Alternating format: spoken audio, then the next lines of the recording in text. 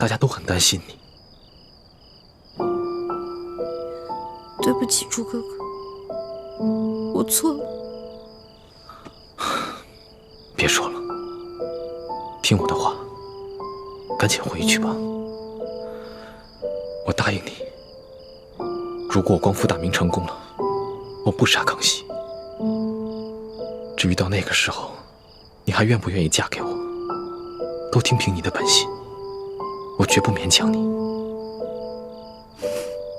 但是，如果我光复大明失败了，我被他杀了，我对你只有一个要求。什么要求？我不想看到你一个人孤独终老。如果那个时候康熙还愿意不计前嫌接受你，你就放下一切过往，从了他吧。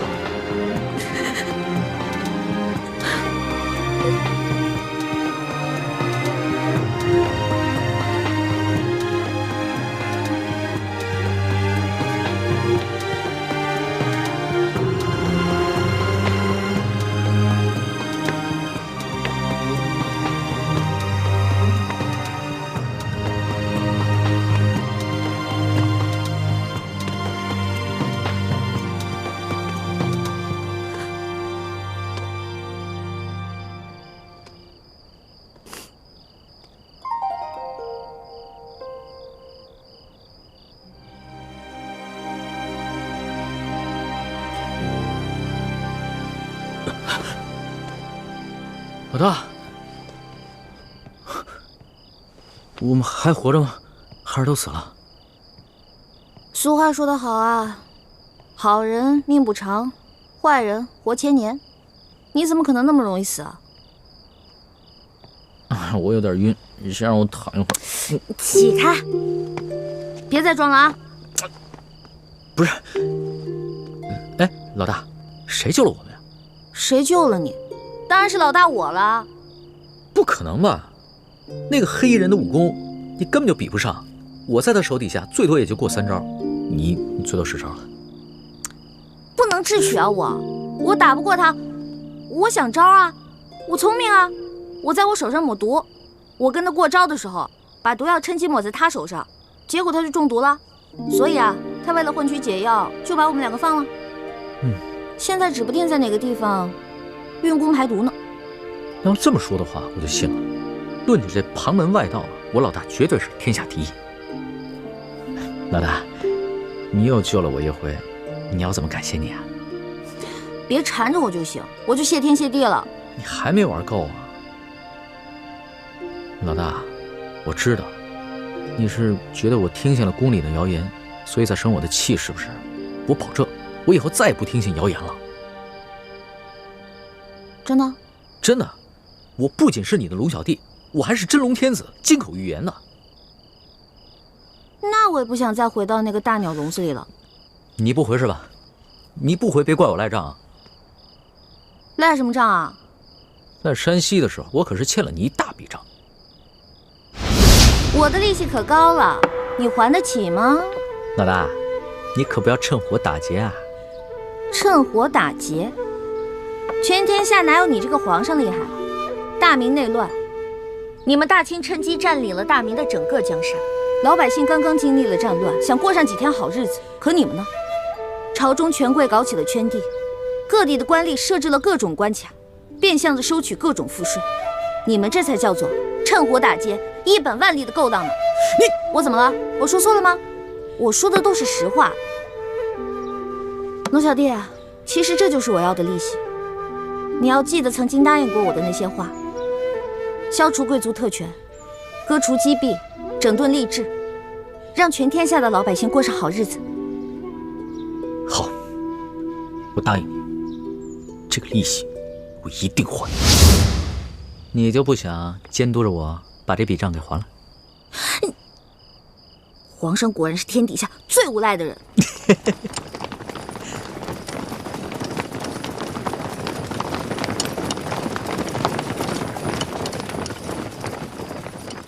皇上，奴才恭请皇上回宫。老大，你要是现在不跟我回去的话，那我就在外边待着了。你去哪儿，我就去哪儿。算你狠！起驾，回宫。这。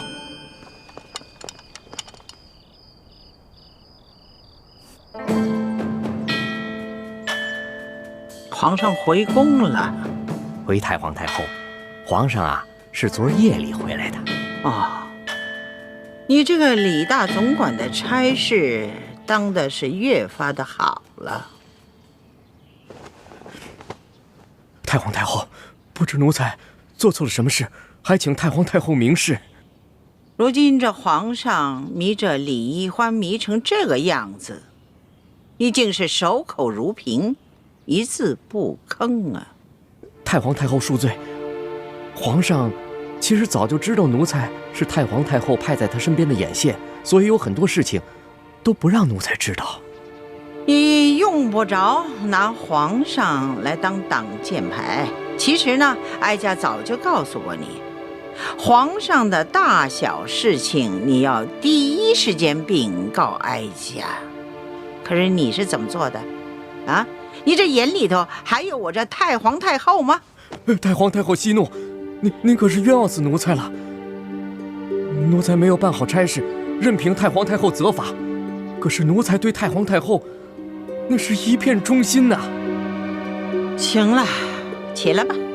谢太皇太后。也是啊，你夹在哀家和皇上的中间，有些差呀你也不好办。皇上啊，他是越来越不像话了。为了一个来历不明的野丫头，9五之尊不顾，安危体面全然不顾。你说怎么这么随根儿啊？你听好了啊，这宫中哀家绝不允许再出现一个董鄂妃。这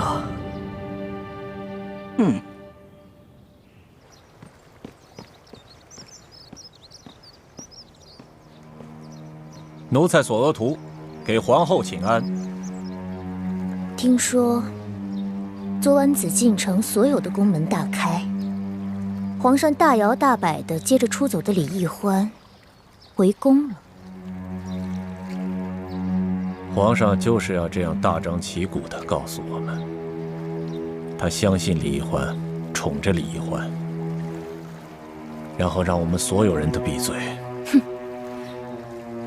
当年唐玄宗为了迎回杨玉环，也是这般深更半夜大开宫门，毫不顾忌朝野非议。可结果呢？难道皇上想学唐玄宗吗？这唐玄宗有安禄山，可咱们如今大清也有吴三桂啊。难道皇上都忘了这些前车之鉴了？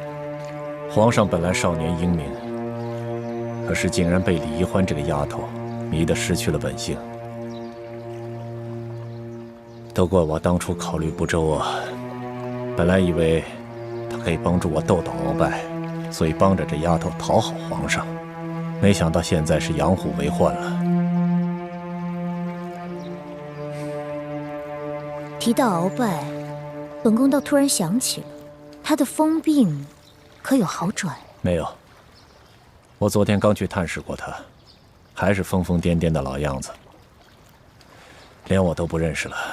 这鳌拜一向武功高强，身体健康，怎么突然就疯了呢？鳌拜的疯是中了迷魂散之毒，此事颇为蹊跷，有谁能够在我的眼皮底下给鳌拜下毒呢？这毒疯鳌拜的人，会不会就是李太医？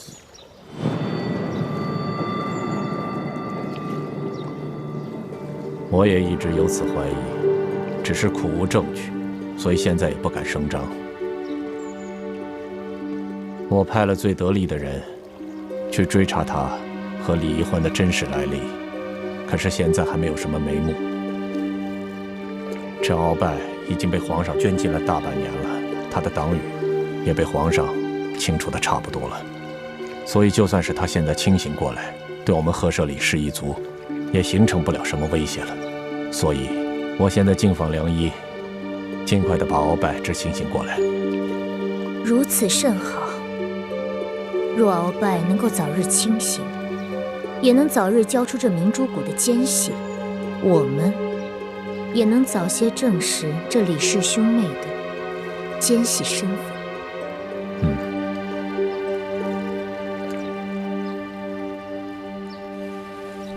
这易欢简直是胡闹，也不跟我们商量一下就擅自撤离，这岂不是叫康熙索额图更加疑心了吗？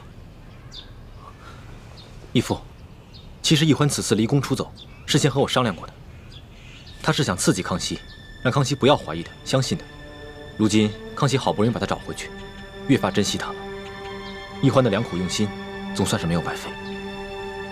易欢居然有这样的心机了，这孩子以前可不是这么会算计的。也许他在宫中待了这大半年，让他成长了不少啊。眼下清廷跟吴三桂还没有正式的翻脸，就算他们真的开战，我们也需要大量的军情。其实一直以来，我们都想要在清廷里安插自己的眼线，可经过这么多年的努力，都未能进入核心。这一次，你跟易欢阴差阳错的就潜伏在康熙的身边，这真是我们的意外之喜啊，也是天不亡我大明的征兆。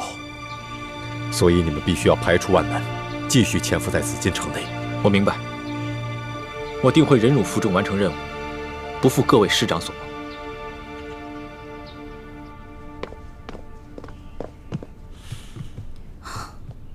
哇，这么多奏折，你得批多少天啊？3天3夜都批不完。你还说呢？这不都怪你啊？大不了我陪你忙3天3夜呗。老大，这次这要是不出宫追你的话，你是不是真的就再也不回来了？为什么？你就真的那么狠得下心，永远的离开朕？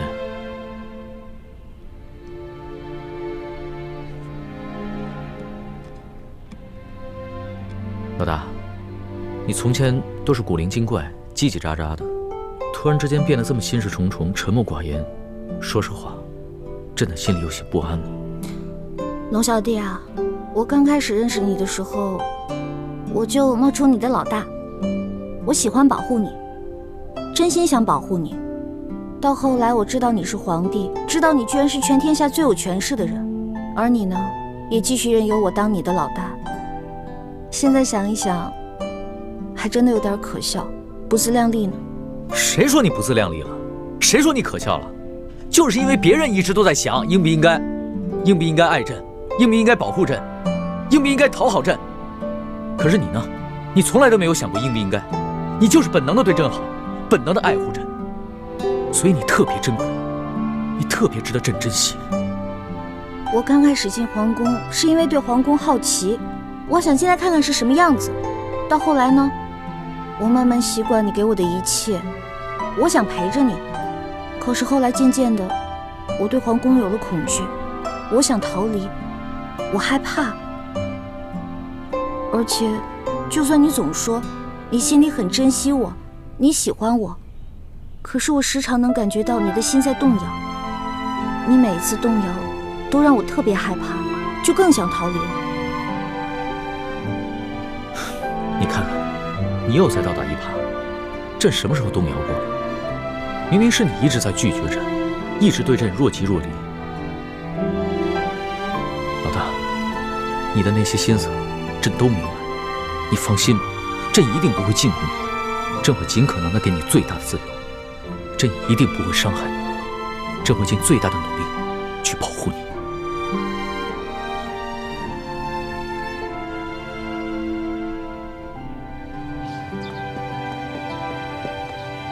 石树姑娘，你不是都已经走了吗？你还回来干什么呀？叔父，对不起啊，我也不知道怎么了。我本来已经下定决心离开龙小弟了，可看到他不顾一切出宫来找我的样子，我心里就又动摇了。哎，你们这些年轻人啊，真是拿你们没办法。看来我得抓紧时间，找个风水先生，给自己先挑一块好点的墓地，把自己的后事料理好算了。哎，叔父，不过您放心，我跟朱哥哥绝对不会连累您的。哎，那鳌拜的病情怎么样了？回太皇太后的话，奴才已经安排人全力的在救治鳌拜了，可他的病情始终是不见好转呢。这可麻烦了，他一手打造的情报网，难道就这么一直瘫痪下去了吗？当初可是你负责监管鳌拜的呀，他是在你的眼皮底下被人毒疯的呀，而你又查不出这下毒的人，又迟迟治不好他的病。索陀，在，哀家可知道，鳌拜可是你最痛恨的对手啊，你可不能因私害公啊！太皇太后，您真的是冤枉奴才了。奴才虽然和鳌拜一直有些不和，可绝对不会因私害公，公报私仇啊。这其实毒害鳌拜之人，奴才一直有一个怀疑的对象，可因为苦无证据，所以不敢说出来。哀家信你，你但说无妨。多谢太皇太后。其实奴才监管鳌拜府邸的时候，这李太医却可以凭着皇上的密诏，自由地进出鳌拜府邸。如此大事，你为什么一直隐瞒着不报？太皇太后，这皇上一直对李氏兄妹宠信有加，奴才手里没有真凭实据，岂敢胡言乱说呀？再说了，这李太医拿着皇上的密诏，皇上会不会在暗中对他有所交代？奴才也把握不住，所以就糊涂啊！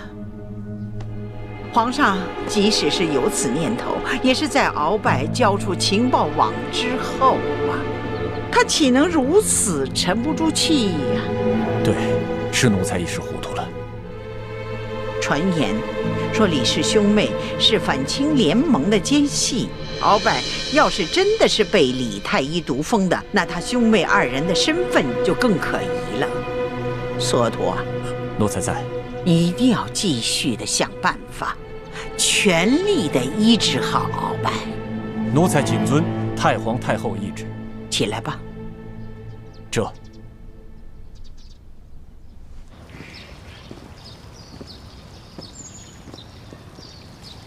宜欢，这会儿你可真是让大师兄伤心了。我就是因为不想让他伤心，所以才选择出走的。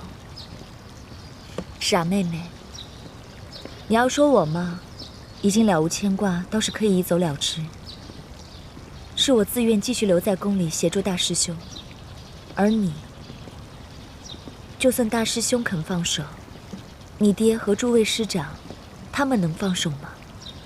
你又能逃到哪儿去呢？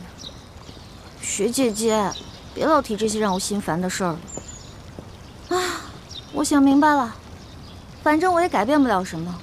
与其愁白了头发，不如好吃好喝的过好以后的每一天呢。真是羡慕你这个性子，天大的事情都能一笑了之。哎，雪姐姐，如果你一直留在皇宫的话，那皇上会不会对你……放心吧，康熙虽然表面恕了我的罪，但他对我还是有戒心的。看来以后不会再要动临幸我的念头，这样挺好，我也不用再费尽心思去应付他了。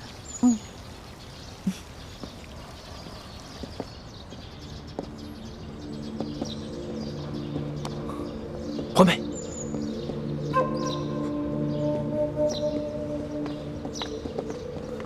朱哥哥，什么事儿啊？今天太医院的王太医被太皇太后叫了过去，回来以后，我问他有什么事情，他一直支支吾吾不肯明说，我便留了个心眼。后来我发现，他煎了一剂药，从药渣的成分来看，应该是治疗失心疯的方子。失心疯？太皇太后不会得了失心疯了吧？不可能啊，她明明好好的呀。难道这个药是给鳌拜煎的？还是倾城的心思缜密。当时我也有此疑心，就悄悄去找了李公公。果然不出我所料，李公公说，太皇太后正在命索额图悄悄医治鳌拜。太皇太后想要医治好鳌拜，应该就是为了要对付你们两个。这只是原因之一。鳌拜发疯以后，他所掌控的情报网络一直处于瘫痪状态。康熙想尽了办法，也无从下手。但是，一旦太皇太后治好了鳌拜的失心疯，那么鳌拜就只能乖乖地交出他所掌控的情报网络。朱哥哥、学姐姐，咱们也别太过于担心，这个迷魂散之毒很难解的，即使解了，中毒之人的神智也不可能完全恢复正常的。再说，我们之前不是一直怀疑是索额图毒疯鳌拜的吗？那索额图肯定不会要好鳌拜的。现在也只能这么希望了，否则一旦治好鳌拜的失心疯，我们的身份就都暴露了。不如我们想个办法除掉鳌拜。来不及了，太皇太后已经加强了对鳌拜的保护。如果我们在这个时候动手，不仅很难得手，还容易暴露自己。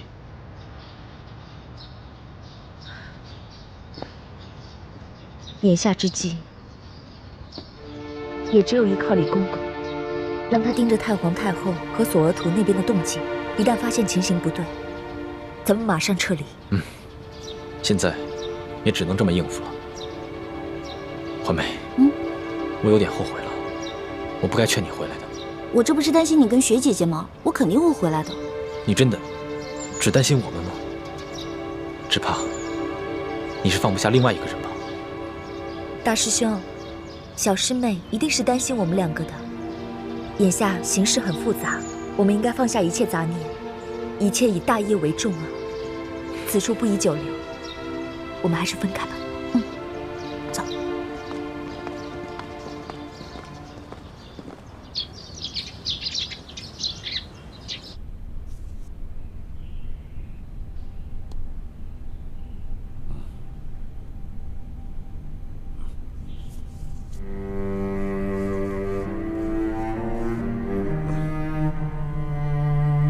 彭元帅，在。你拿着老夫的手谕，前去调8000人马，一定要把敌人斩杀于阵前。末将遵命。老爷，快把药喝了吧。不喝，这玩意儿太苦。有糖吗？我的糖呢？你给我糖！我的糖，我的糖！你给我糖，我的糖哪儿去了？你给我糖，我的糖呢？我的糖呢？我的糖去哪儿了？啊！糖在哪儿？小心老三，我的糖呢？去按住敖大人，让他吃药。是。糖。你们干什么？你别管我！我要找糖，找糖！哎呀！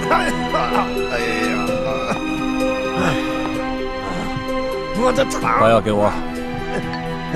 放开我！我的糖！你们都想害我！鳌拜，该吃药了。听话。我不喝药，我要糖。把这碗药喝了，我就给你糖吃，好不好啊？你给我糖，我不喝药。鳌拜啊，这药啊，是太皇太后亲自让太医院的院判为你配制的药，你可不要辜负了太皇太后的一片心意啊！来，乖乖的把药喝了，喝。太皇太后，对啊，太皇太后。太皇太后，哎，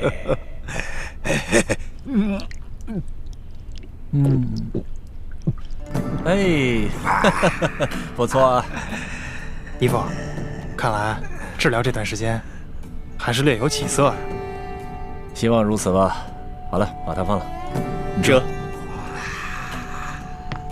鳌拜，你往上看，我赏你颗糖吃。糖。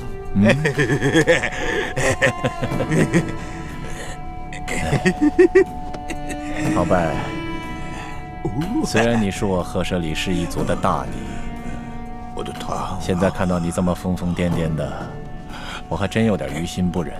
哪儿去了？半年前，你让我向皇上进言，我拒绝了你。我的糖，但现在形势变了，这李氏兄妹成了朝廷的大敌，威胁到了皇上。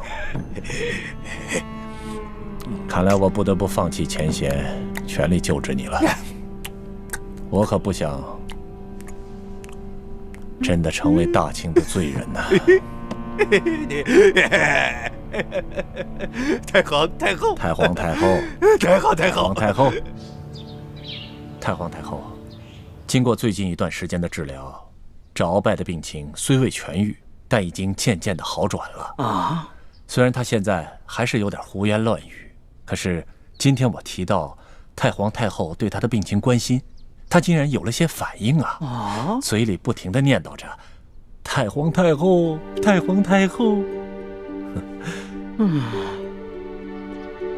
原来如此。李德福，奴才在。你陪哀家出宫一趟，不必大张旗鼓，别让皇上知道。这，太皇太后，您这是要去见见鳌拜吗？正是，哀家得去见见这个人。你们这些宿敌，他可能认不得了，但是哀家和他却是有一辈子交情的人了，说不定他见了哀家就能清醒过来。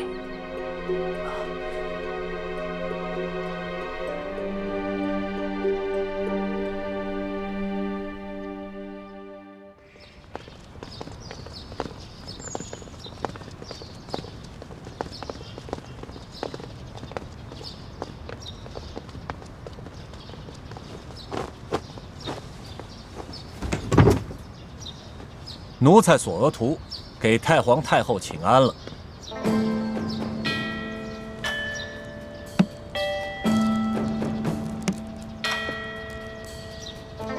平身吧。这鳌拜他怎么样？鳌拜还是老样子，疯疯癫癫的。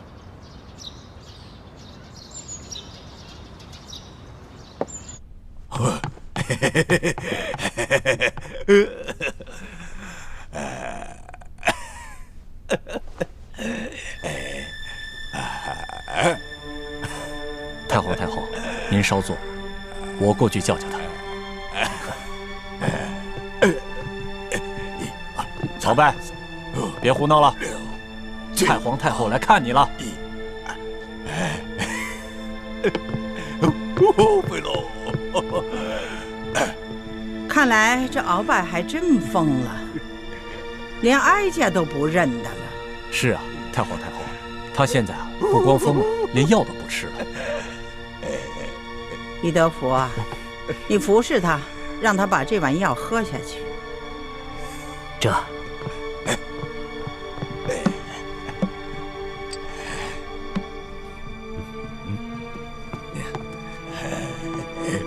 敖大人，这药可是太皇太后专门为你的病让太医熬制的，把药喝了吧。我没病，我不喝药，我要吃的，我要吃的，不好吃，你不好吃，你滚开！小心点，别把药弄洒了。敖大人，先把药喝了，喝了药以后呢，就给你好吃的了。鳌拜呀，敖大人，老贼耶！有哀家在，谁敢欺负你呀？喝了吧，啊！有好吃的啊！先喝药。你就是个大骗子！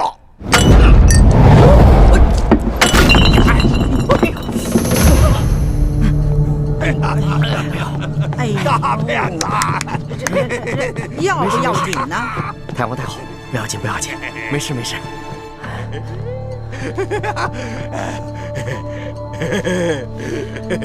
李德福，哎，你回宫吧啊，换身衣服啊，不必再回来了啊。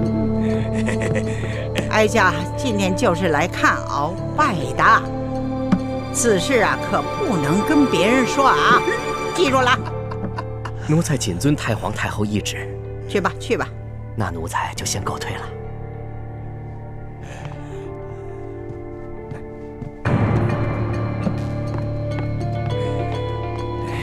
那太医熬的药还有富裕的吗？回太皇太后的话，还有一葫芦呢。端上来。这，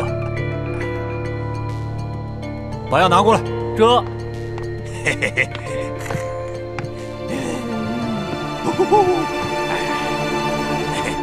跳，跳。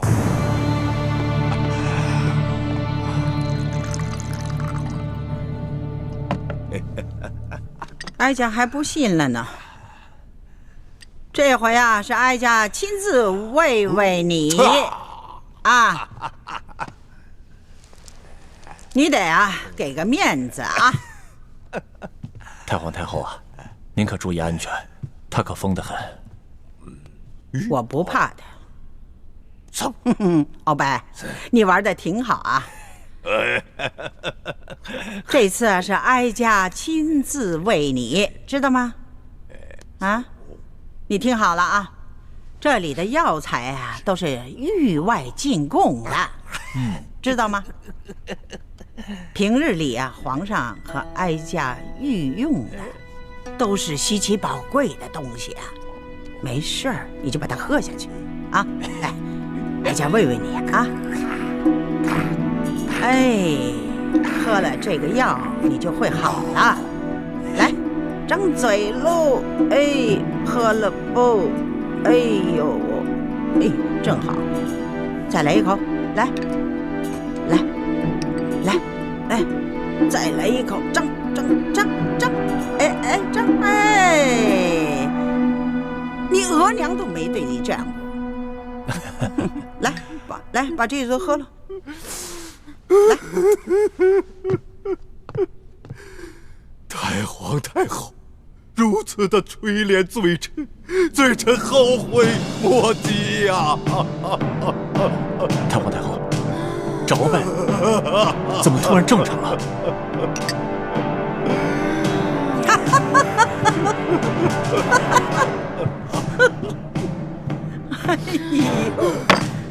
哎呀！老贼呀，原来你是装疯啊！啊，你挺能演的，像个戏子，接着演呢。罪臣也是万不得已呀，太皇太后，罪臣今日才能盼到您凤驾光临。罪臣，太皇太后，罪臣有要事启奏，此事事关皇上和我大清江山的安危呀！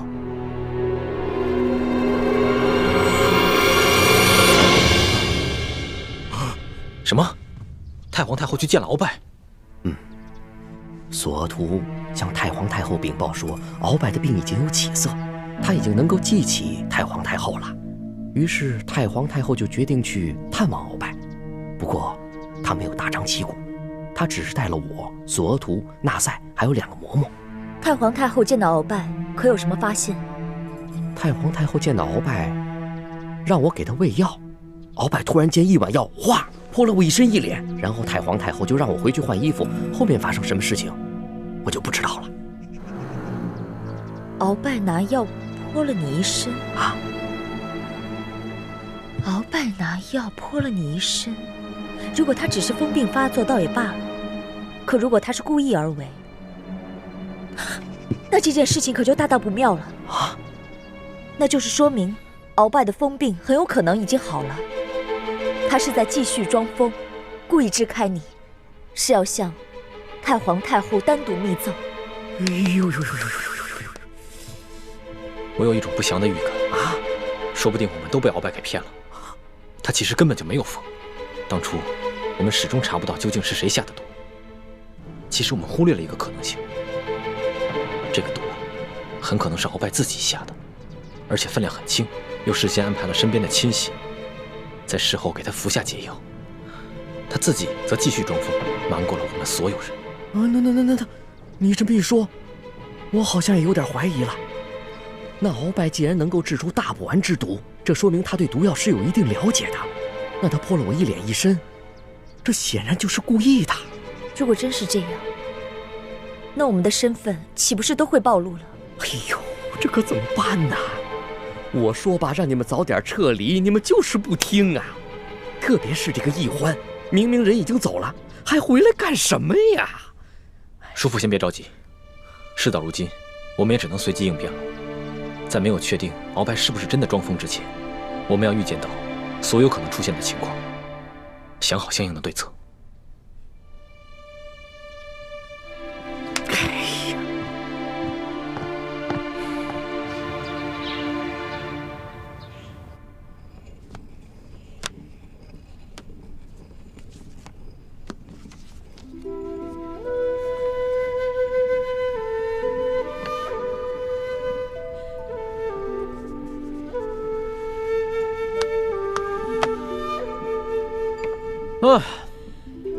哎呀，终于批完了，这个真累的呀。龙小弟辛苦了，要不要我给你持家？好啊，来。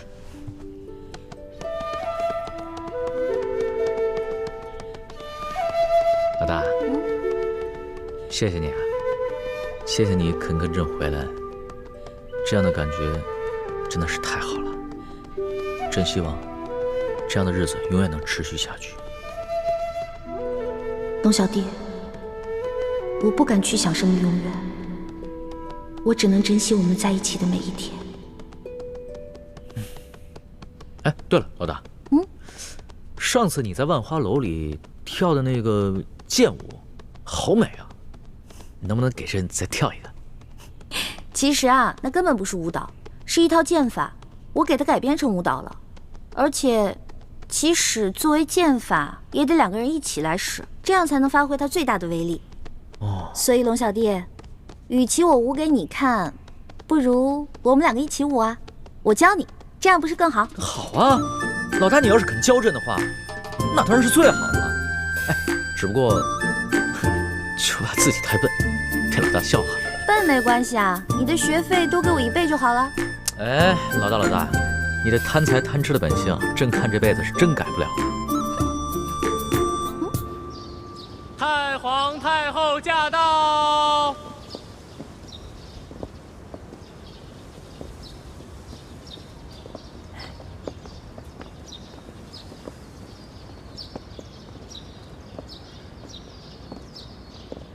太皇太后，您吉祥。易德福，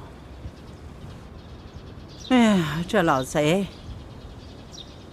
把这汤药喷在你身上，有没有烫着？谢太皇太后关心，奴才无大碍。那还好。太皇太后，那鳌拜见到太皇太后的圣颜，病情有没有好转啊？还那样，你先下去吧。这。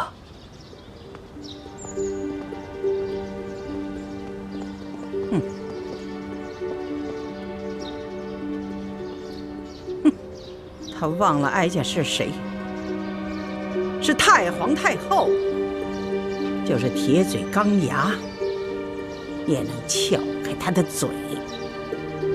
看有谁如此胆大包天！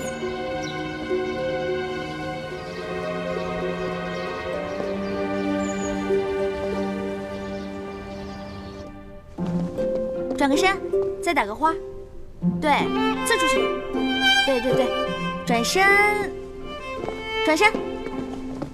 肩到这儿，上步，转圈打一个花，上步，哎，对，反转身，嘿，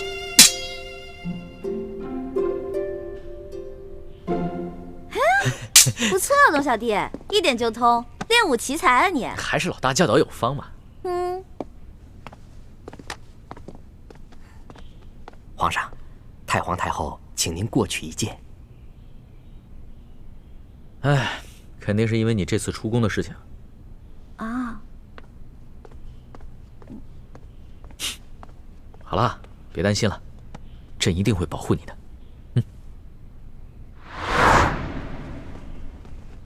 皇上吉祥。皇祖母吉祥，孙儿给您请安了。奴才李德福给太皇太后请安。都起来吧。谢太皇太后。李德福，奴才在。哀家家乡蒙古王爷给哀家捎来了一封家信。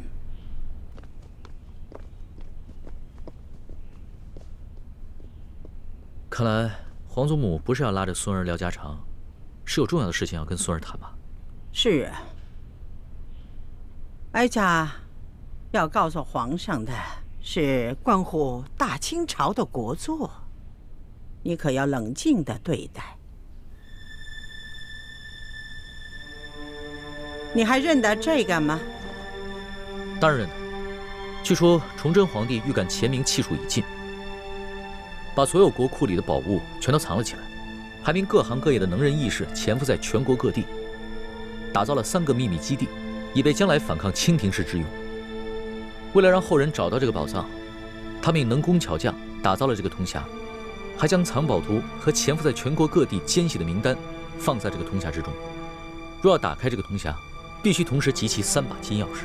这3把金钥匙呢，第一把是在台湾的郑经手中，第2把是在乾明余孽李定国手里，还有1把是在吴三桂手里。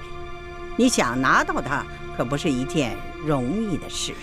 皇祖母请放心，孙儿一定会得到这3把金钥匙，铲除乾明势力，把铜匣里的藏宝图为我大清所用。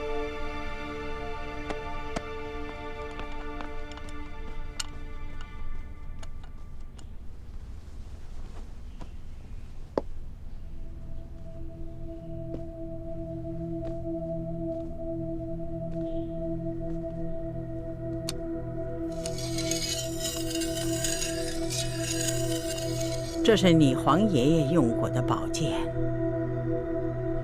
这剑不错呀，是一把好剑。皇祖母，看见了吗？这就是那李一欢交给你的铜匣，分明是假的，你还相信他，对你忠心耿耿，用情至深吗？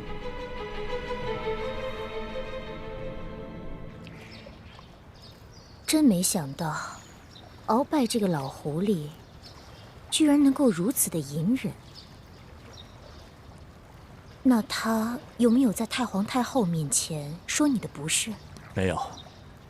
经过这半年的捐戒，鳌拜算是想明白了，也没有以前那么跋扈了。他现在出来后，矛头没有指向我们，只是一心想要扳倒李氏兄妹，重新赢得太皇太后还有皇上的信任。如此是最好不过。本宫这悬了大半年的心，也总算是可以放下了。皇后，这皇上对李一欢用情很深，现在知道了李一欢的真实身份，他的心情一定很难过。所以皇后在皇上面前，千万不可露出幸灾乐祸之色，反而要更加的谨言慎行才是。三叔放心，本宫也是在这宫里待了许多年头的，自有分寸。是。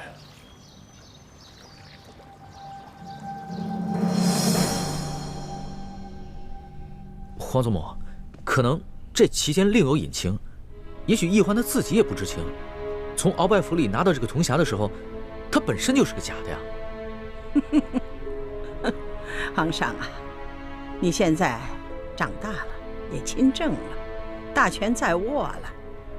哀家这个老太婆的话，都不及一个小姑娘的话有分量了。皇祖母，您何出此言啊？在孙儿的心中，您一直是孙儿最亲之人了。唉，皇上不必这样哄我这个老太婆开心了。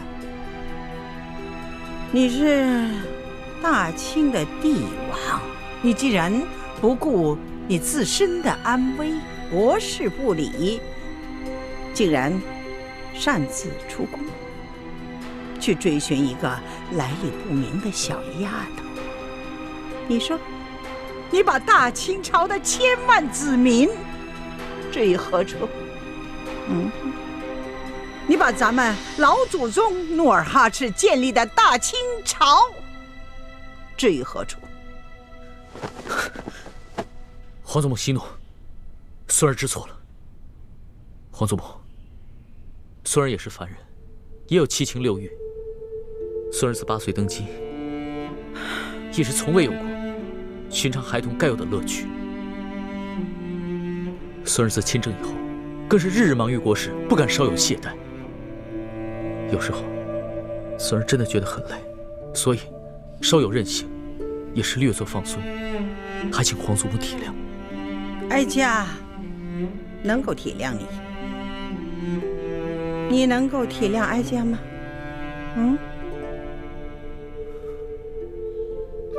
你父皇临终托孤的情景，时时想起，都历历在目。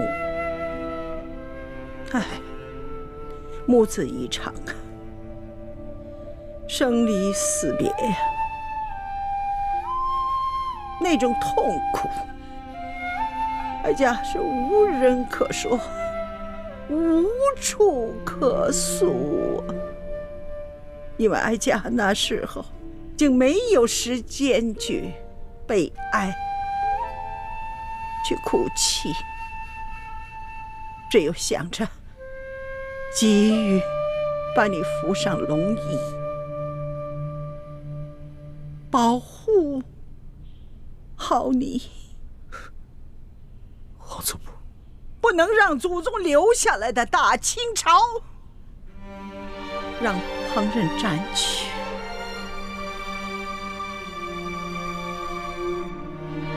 想想那时候你才虚8岁，你这祖母就把你扶上了又高又大的皇帝宝座，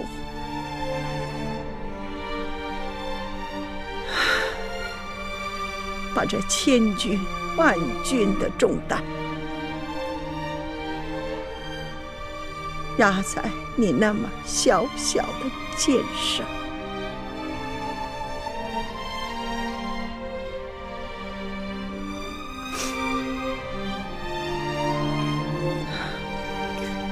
哎呀，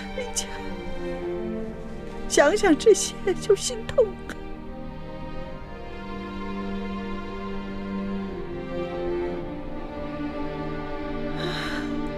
这怪谁呢？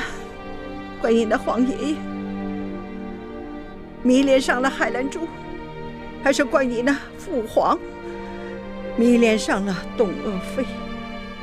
他们父子两个当时正当壮年呢，就撒手西去了，把这摇摇欲坠的大清朝就留给了你我祖孙俩。哎，这都是命啊！想想那褒姒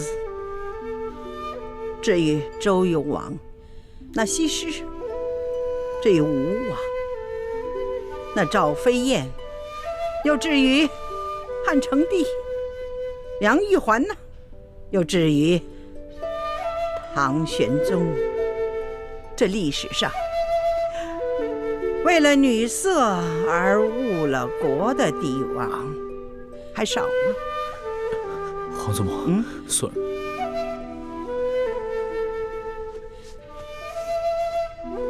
如今你身边这位李易欢，看来他要比起赵飞燕呐、西施啊这些人，他是有过之而无不及。那前者呢，也不过是徒有美色而已。而这李易欢身怀绝技，他可是大清的宿敌，卧在你身边的一条毒蛇。皇祖母，奕欢绝非是朱明联盟的奸细，这不过都是鳌拜报复朕和奕欢，他使得挑拨离间之计而已。皇上啊，你不能执迷不悟了。你可知道，哀家今天出去见了一位故人吗？皇祖母出宫了？是啊。虽然不知，当然不能让你知道。你要是知道了，我出得去出不去都难说。知道是谁吗？鳌拜。鳌拜？对。他不是疯了吗？不，他没疯，他是为了保全自己装疯。这老贼呀，装得还挺像，把所有的人都骗了。来，把这都喝了。来。太皇太后如此的垂怜罪臣，罪臣后悔莫及呀！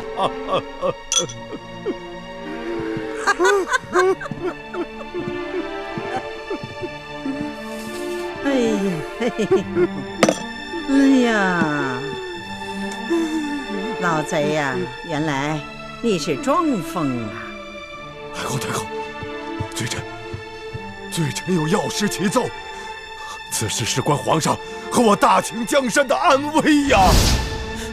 这个老匹夫，之前就擅权专政，现在又装疯骗朕，还敢挑拨离间，诬陷朕的知己，这样追治他的欺君之罪，诛他九族。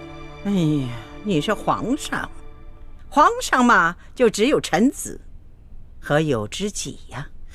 皇祖母，哎呀，今天说起这李宜欢是反清的余孽，你怎么就沉不住气了？哎呀，怪不得这鳌拜呢装疯卖傻的隐瞒秘密，要不是遇到哀家，他不会说出这么许多的事情来。他知道皇上不信他，皇上要是知道了，是不是要杀他的头啊？会累及他的九族。皇祖母，鳌拜的话不能信。之前他就圈地误国，党同伐异，朕的辅政大臣苏克萨哈，他说杀就杀了。这样的一个逆臣贼子，他说的话，朕不会相信。皇祖母，你也不该相信。皇上啊，你说的对，但是呢，你要知道，鳌拜和哀家都史侍奉过大清3代君王的老人了，他撒没撒谎，骗得过哀家这双眼睛吗？鳌拜啊，起来说话吧。罪臣不敢。不敢？你敢杀皇上？尽管皇上是先想杀你，可是他是君，你是臣，你居然敢弑君？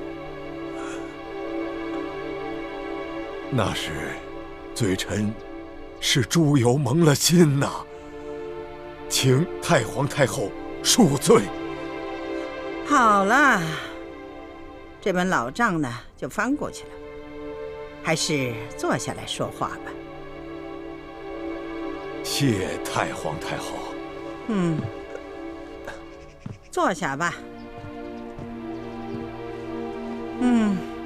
有何事想禀报哀家呀？太皇太后，只要您老人家能让皇上保罪臣不死，并且不累及罪臣的族人，罪臣就把所得的所有情报都上呈给朝廷，由太皇太后和皇上来决断。鳌拜呀，你可是曾经救过太宗皇帝的人呐。那顺治皇帝铲除多尔衮的时候，你也是立下汗马功劳之人的，你对大清是有恩之人呐。皇上怎么可能要你的命呢？如果你不是执迷不悟的话，何至于到这个田地呀？你想起你呀，哀家这心里头好痛啊！这一切都是是罪臣糊涂啊！罪臣求见皇上，虽然年少，却有经世治国之才。我大清的江山在皇上的手上，太皇太后大可放心了。你呀，把朝廷弄得乌烟瘴气。皇上呢，刚刚替你收拾完了这个烂摊子啊，又摊上了3犯的事，让皇上是焦头烂额呀。你要是早些明白过来，何至于让皇上如此为难呢？是啊，罪臣当初只顾着一己之私，争权夺利。罪臣被禁足以后，又只想着跟皇上斗气。可是，经过这半年的装疯反思，现在罪臣什么都明白了。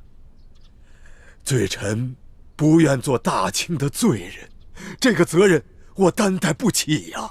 罪臣现在就有一条重要的情报要禀报太皇太后，也算是罪臣为我大清江山最后再做一点贡献吧。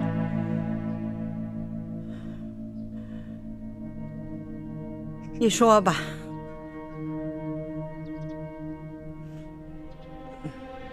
这左图和纳赛他们是哀家的信赖之人呐，这些个嬷嬷都是哀家当年从蒙古草原带来的家谱，你就放心吧。今天这个事呢就不能透露出去，否则的话，哀家就拿你们试问。这接着说吧。太皇太后，您老人家可听说过明珠谷？当然，那是一个反清联盟的基地，那些一心向往光复朱明王朝的乱党，全部隐藏在这里。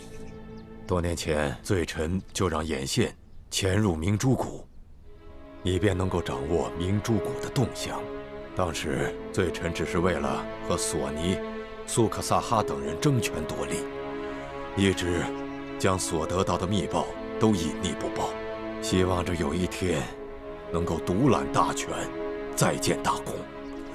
你糊涂啊你！太皇太后息怒。好在这明珠谷尚未成气候，对我大清的江山还构不成什么威胁。不过这明珠谷的密探现在已经潜入了紫禁城，这些个密探不仅年轻，而且那武功是深不可测，并且个个是精通奇门暗器、巫医独蛊之术。最为重要的是，他们就在皇上的身边，而且皇上却对他们十分的倚重。你隐匿明珠谷的情报是有情可原的，可是这些毒蛇都隐藏在皇上身边了，你为何不早早的向哀家禀报啊？太皇太后，我的眼线得到这个消息，前来报告罪臣之时，皇上已经把罪臣擒拿，又囚禁在这府上，无法得见太皇太后圣颜。皇上又不肯相信罪臣所言，只把罪臣的举报当作挑拨离间，有几个奸细还要杀了罪臣灭口。罪臣思来想去，只得装疯，这才逃过一劫呀。他们要杀你呀！在太皇太后面前，罪臣不敢有一字谎言呐。不是有索图负责保护的吗？哦，回太皇太后的话，奴才已经竭尽全力保护好敖大人的安危了。可是皇上另有手谕给了别人，那奴才也没有办法。太皇太后，这件事情也怪不得索大人。这皇上有多恨罪臣，相信太皇太后和罪臣一样明白。那奸细事先给罪臣下了毒，夜里欲行刺罪臣，罪臣武功尽失，不敢应斗，只能装疯，这才骗过了他们一干人等，今日才得以见到太皇太后，将这一切告知啊。你说的这奸细，是否是这太医李建清和这笔墨侍书李欢兄妹？正是他们，而且还不止他们两个，新晋的丽妃娘娘，还有贴身侍奉丽妃娘娘的雪嬷嬷，他们都是明珠谷的人。李建清和李易欢根本就不是兄妹。这个李建清的真实身份是南明永历帝的最后一个儿子，他的真名叫朱慈轩。反清联盟的人一直尊他为太子。李建清是前明太子朱慈轩？没错，你亲爱的这个李易欢，她是南明晋王李定国的独生女，她跟朱慈轩是娃娃亲，也被封为太子妃了。他们二人并不是兄妹关系，而是青梅竹马的情人。皇上，该醒醒了吧？你要知道，你父皇在世的时候，也曾派人到明珠谷调查过。当时，他们和郑经互相倚重了。后来，是因为大清出力，国事繁重，所以呢，不得顾及。如今，这些乱党，说不定在那里跟吴三桂串通起来，兴风作浪的可能也是有的。皇上，奴才是觉得，如果这雪衣居士只是出于报复而挑拨离间的话，那还罢了。但万一他在永和宫说的都是实话，他这次回来把吴三桂和李氏兄妹都保下来，那就说明吴三桂和朱明联盟联手，这是唯一的可能。皇祖母，您今日所言尚无证据，待孙儿查实之后，再向皇祖母禀报。这有何难呢？这鳌拜既然呢主动的把这情报交上来，皇上根据其情报派索额图一查，不就全明白了吗？皇祖母所言非比寻常，关乎到大清的存亡。只是这鳌拜向来专权跋扈，他屡次欺君犯上，这样一个逆臣贼子的话，真的不敢全信呢。你呀，不是不敢相信，而是不愿意相信。你想，一边是你的从前的政敌，一边是你宠爱的女人，你说你偏向谁？可想而知啊。皇上啊，你的感情已经影响了你的理智了。鳌拜他好歹也是三朝元老啊，他是擅权专政不假，但是他这番话不是凭空而来的。皇上，你是天纵英明，知人论事，难道你连哀家这个老太婆都不如吗？皇祖母，这李建清、李易欢还有丽妃，他们若真的是明珠谷的反贼，那他们入宫也有大半年了，这期间有无数次的机会可以下手，可他们什么都没有做。擒拿鳌拜，他们兄妹也屡建奇功。在山西的时候，李欢为了救朕，更是不顾自己的性命。朕微服私访，在宫外屡次遇到危险，都是李建清及时舍身相救。朕对李建清情同手足，至于易欢，那更是朕的红颜知己。荒唐！情同手足，红颜知己，他们是前明的余孽，是大清不共戴天的敌人。他们救你是为了得到你的信任，光复朱明才是他们最终的目的呀！你这个爱新觉罗家族的后人，大清的君王，难道你要爱一个大清宿敌的女儿，还要跟前明朱家余孽称兄道弟吗？皇祖母息怒，孙儿知错了。孙儿一定不会把列祖列宗打下的江山葬送在孙儿手里。说的容易呀，而做起来却不容易。孙儿啊，皇上啊！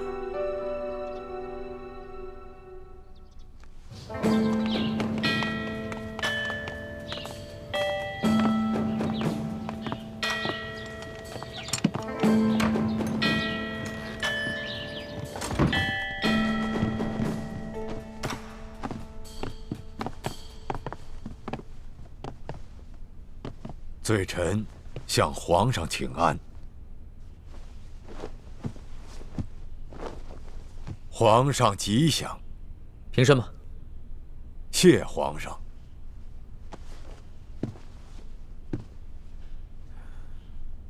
鳌拜，现在可以将你苦心经营多年的情报交给朕了吧？这。